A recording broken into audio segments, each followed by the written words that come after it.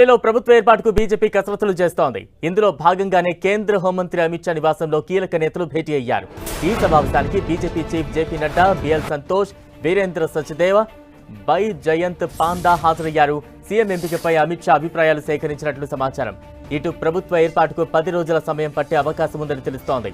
Modi France, America tour నుంచి వచ్చిన తర్వాతే ఢిల్లీలో ప్రభుత్వ ఏర్పాటు జరగనుందని బీజేపీ సర్కిల్స్ లో టాక్ వినిపిస్తోంది. 27 ఏళ్ల కల నిజమైన వేళ ఢిల్లీ కోటపై కాషాయ జెండా ఎగురవేసింది బీజేపీ. ఆప్కు గట్టి షాక్ ఇస్తూ బీజేపీ గ్రాండ్ విక్టరీ కొట్టింది. ఇక ప్రభుత్వ ఏర్పాటే తరువాయి మరి ఢిల్లీ నెక్స్ట్ సీఎం ఎవరు? ఇన్నేళ్ల తర్వాత అధికారంలోకి రాబోతోన్న బీజేపీ ఢిల్లీ పగ్గాలను ఎవరికి ఇస్తుంది అనే ఆసక్తికరంగా చర్చ సాగుతోంది. ఈ క్రమంలోనే పలువురు పేర్లు తెరపైకి వస్తున్నాయి.